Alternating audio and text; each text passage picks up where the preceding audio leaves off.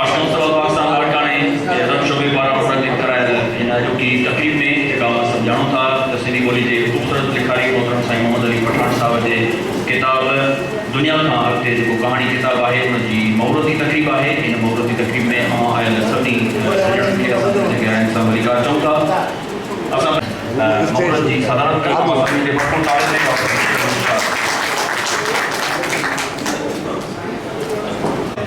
ईंदम जां पहिरीं त सभु लाहींदम वॾा सिंधी ॿोली जे तमामु सुहिणे शाइर मोहतरम साईं अहमद सुल्तान खुसो साहबनि खे ख़ासि महिमान तौर मथे स्टेज ते वेहण लाइ गुज़ारिश आहे त अचनि जेके लाड़काणे जा विवियन जा एडिशनल कमिश्नर पिणु आहिनि ऐं सिंधी इल्म ऐं अदब जा ख़ामोश ख़िदमतगार बि आहिनि। साईं अहमद सुल्तान खुसो साहब।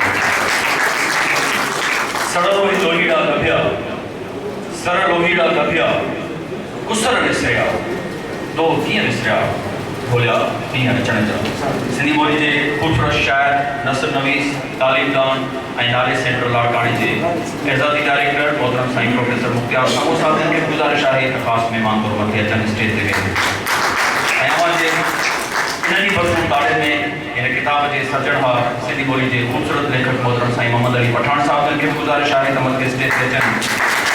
ऐं असां वटि हिते प्रेस क्लब लाड़काणे जो सदर ऐं असां ऐं तव्हां सभिनी जो ॼातल सुञातल असांजो मानायत साईं मुर्तज़ा कलोड़ो साहब में मौजूदु आहे। कंहिं बि असां गुज़ारिश कंदासीं सिंधी ॿोलीअ जो हिकु ई वक़्तु ऐं अंग्रेज़ी ॿोलीअ जो शाइर ख़ूबसूरत शाइर बि नसर नवीस बि प्रोफेसर जाम जमाली साहब खे गुज़ारिश आहे त मथे स्टेज ते अचे ऐं ख़ासि महिमान तौर मथे स्टेज ते वेहे।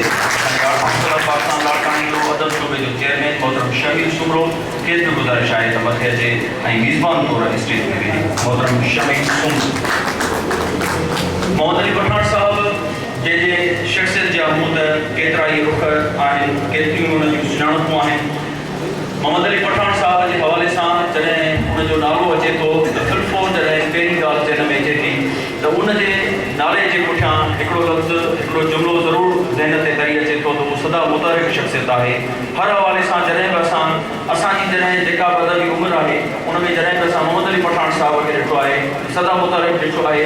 कॾहिं उहो शाइरी जे मैदान में कॾहिं उहो कहाणी जे मैदान में कॾहिं उहो नाविल जे मैदान में कॾहिं उहो ड्रामे जे मैदान में कॾहिं उहो कालम जे मैदान में अदबी तक़रीबुनि जे हवाले सां एक्टिवनेस हुनजी जेका रही आहे त हमेशह कंहिं न कंहिं तारुक में रहियो आहे ऐं कुझु न कुझु हुन नओं ॾिनो आहे। ऐं इन हवाले सां मोहम्मद अली पठान साहब नवां काफ़ी सारा ख़ूबसूरत तजुर्बा बि कया आहिनि। मल्हार चांडे खे मां ख़ासि तौर ते भलीकार ॾेई करे चवां थो मल्हार चांडियो असांजे प्रोग्राम में घणे वक़्त खां पोइ आयो आहे ऐं खेसि असां भलीकार चऊं था। ऐं मोहम्मद अली पठान साहब जी शाइरी जॾहिं असां पढ़ूं था त हक़ीक़त इहा आहे त हिकु अहिड़े माण्हू जेको घणो रुखो माण्हू आहे घणो रुखी शख़्सियत आहे उनजे लाइ ॼण त इहो तइ करण बि मुश्किल थी पवंदो आहे त उहो वधीक यानी गहराईअ सां कहिड़े शोबे में पाण इज़ारे सघंदो आहे। मोहम्मद अली पठान साहब खे जॾहिं असां पढ़ूं था त मोहम्मद अली पठान साहब जी शाइरी बि हिकु ई वक़्तु एॾी असांखे ख़ूबसूरत नज़र अचे थी जेतिरो असांखे हुन जूं कहाणियूं बदिस्तियूं नज़र अचनि थियूं जेतिरा असांखे हुन जा ड्रामा ख़ूबसूरत नज़र अचनि था या कालमनि जे हवाले सां हुननि में जेका बेबाकी आहे या ख़ासि तौर ते काफ़ी वक़्त खां वठी जेकी हिन जे किताब जे अंदरि बि कहाणियूं मुख़्तसिर कहाणियूं आहिनि तव्हां सभिनी दोस्तनि अक्सर पढ़ियूं थियूं काविश अख़बार में बि हर रोज़ छपाईंदो रहे थो। मां ॾिसंदो आहियां त मोहम्मद अली पठान साहब सर्च में हूंदो आहे जॾहिं उहो गिटीअ मां रस्ते तां गुज़रे थो रक्शे में वेठो आहे गाॾीअ में कार में वेठो आहे त हुनखे मौज़ूअनि जी तलाश हूंदी आहे। मुख़्तलिफ़ मौज़ू तलाश कंदो आहे उन्हनि मौज़ूअनि ते पोइ कलम खणी हुन ते कॾहिं कहाणी लिखी वठे थो कॾहिं शेर लिखी वठे थो त कॾहिं हुनखे नाविल जो मौज़ू बनाए वठे थो। सो हिन वक़्तु मोहम्मद अली पठान साहब जो जेको हीउ मजमूओ बि शाइरी मजमूओ मां ॾिठो हूंदो मूंखे उथारियो मुंहिंजे हथनि में आहे इन मां कुझु शेरी जेके मुख़्तलिफ़ सिंफ़ूं आहिनि इहे मां ॿुधाईंदो हलंदुसि।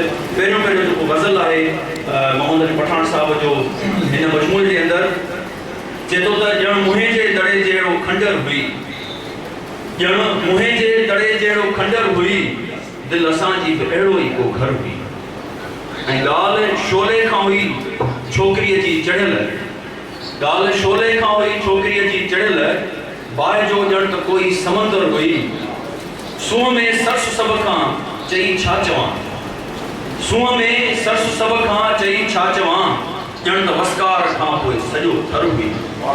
शाइर वेठायो वाह वाह त कयो त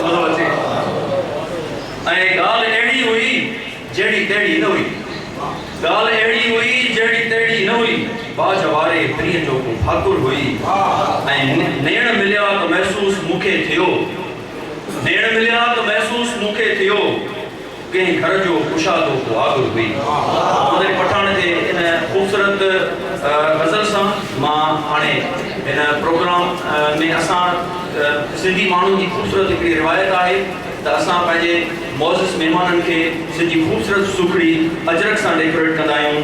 ऐं सभ खां अवल मां असांजे हिन अॼोके प्रोग्राम जे सदर डॉक्टर बशीर अहमद शाह खे अजरक वठाइण लाइ मां गुज़ारिश कंदुसि।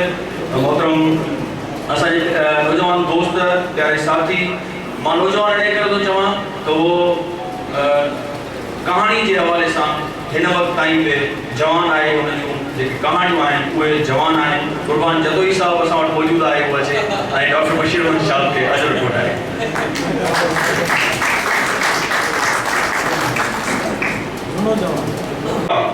लोक उन जा दिलियूं एतिरियूं सोड़ियूं, शहर जा रोडहा जेतिरा वेकरा। ऐं हाणे असांजे ॿिए हिकु वर्जिश ते ऐं ख़ूबसूरत लिखाई जंहिं जेल जे अदब ते हाणे ताज़ो ई शाह अब्दुल लतीफ़ यूनिवर्सिटी मां एमफिल जी डिग्री हासिल कई आहे, ईसा में। मोहतरम साईं मोहम्मद अली पठान साहब जन खे अजरक वठाइण लाइ मां गुज़ारिश कंदुसि। कंबर शदादपुर डिस्ट्रिक्ट हिस्टोरिकल सोसाइटी के चेयरमैन ऐं कंबर जी तमामु अहम ऐं सदा मुतारिक शख्सियत भाउदुरमान घोड़ो खे तो अचे ऐं साईं मोहम्मद अली पठान जेको साहिब किताब आहे उनखे अजरक वठाए। भाउदुरमान घोड़ो।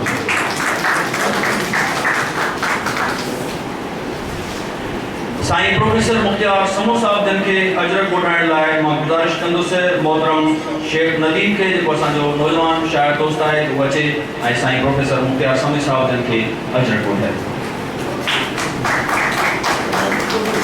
अमन खान बदोश चयो त कंहिंसां चोरियां पोरियां दिलि जूं ॻाल्हियूं, नेठि त तूं बि सम्झी वेंदे होरियां होरियां दिलि जूं ॻाल्हियूं। मोहतरम साईं मुर्तज़ा कलोड़ो साहब जन के जेके सदर आहिनि प्रेस क्लब लाड़काने जा, खेनि अजरक वठाइण लाइ मां गुज़ारिश कंदुसि। मोहतरम मुमताज़ लोहार साहब जन के तो अचनि ऐं जमाली साहब जन के अजरक वठाइण।